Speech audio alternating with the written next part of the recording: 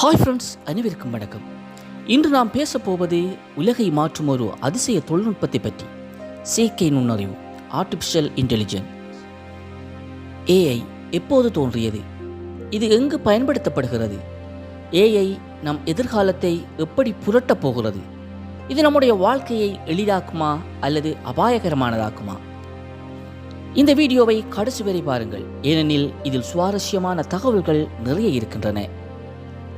1950 உலக புகழ்பெற்ற விஞ்ஞானி அலன் டியூரிங் ஒரு கேள்வி எழுப்பினார்.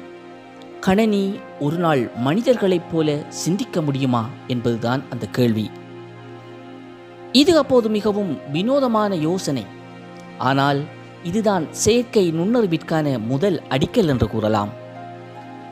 1956 அமெரிக்காவில் டார்ட்மவுத் கான்ஃபரன்ஸில் ஜான் என்ஸ்கார்த்தி மற்றும் மெர்வின் மின்ஸ்கி ஆகியோர் ஆர்டிஃபிஷியல் இன்டெலிஜென்ஸ் என்ற சொற்றொடரை உத்தியோகபூர்வமாக அறிமுகப்படுத்தினர்.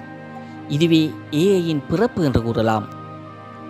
1966 உலகின் முதல் ஏஐ சாட்பாட் எலிசா உருவாக்கப்பட்டது. இது மனிதர்களுடன் பேச முயன்றது என்றால் உங்களால் நம்ப முடிகின்றதா? அதேபோல 1997 IBM நிறுவனத்தின் deep blue super computer chess உலகின் சாம்பியனான கெரி கஸ்பரோவை தோற்கடித்தது. அதே நேரம் 2011 IBM பெட்சன் ஜியோஃபர்டி கேள்வி பதில் போட்டியில் மனிதர்களை வென்றது.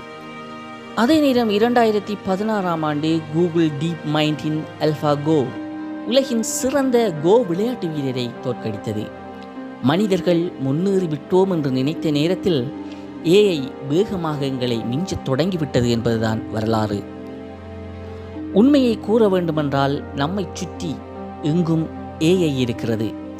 கூகுள் சர்ச் உங்கள் கேள்விக்கு சரியான பதிலை விரைவாக கொடுக்கின்றது. ChatGPT, கூகுள் பார் போன்ற ஏஐ நுட்பங்கள் உங்களை எழுத்தாளர்களாக, உதவியாளர்களாக உங்களுக்கு பெரும் உதவி புரிகின்றது.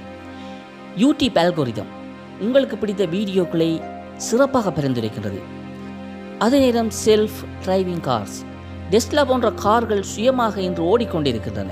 மருத்துவம், நோய்களை கண்டறியவும் அறுவை சிகிச்சைகளிலும் ஏஐ தொழில்நுட்பம் மிகப்பெரிய அளவில் இன்று உலக மனிதர்களுக்கு உதவுகின்றது.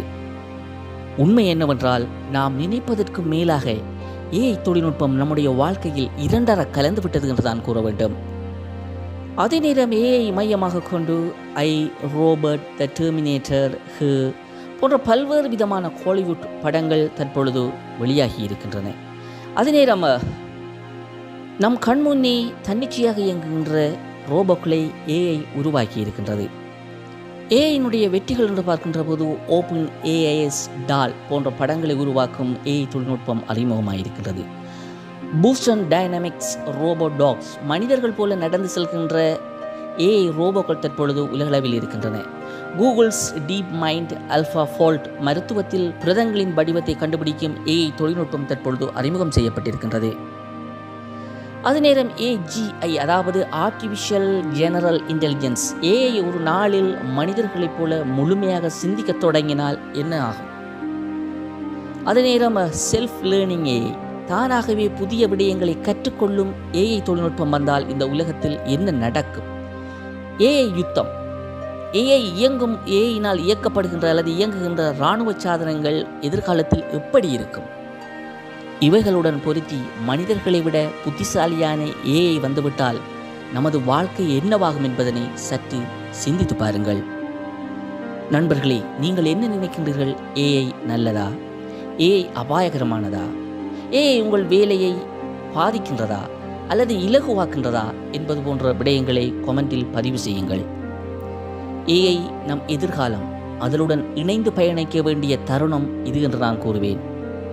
இந்த உலகம் இன்னும் 50 வருடங்களில் ஏஐ மூலம் எவ்வாறு இருக்கும்? ஏஐ தொழில்நுட்பம் இன்னும் 50 வருடங்களில் இந்த உலகத்தை எவ்வாறு மாற்றி அமைக்கும்? இது தொடர்பான உங்களுடைய கருத்துக்களையும் கொமெண்டில் பதிவு செய்யுங்கள். நண்பர்களே, இந்த வீடியோ உங்களுக்கு பிடித்திருந்தால் லைக் செய்திடுங்கள், கமெண்ட் பண்ணுங்கள், முடிந்தால் உங்களுடைய நண்பர்களுக்கு ஷேர் பண்ணுங்கள். அதனோடு எங்களுடைய யூடியூப் சேனலை சப்ஸ்கிரைப் செய்திடுங்கள். மீண்டும் ஒரு காணொளியில் சந்திக்கலாம். நன்றி.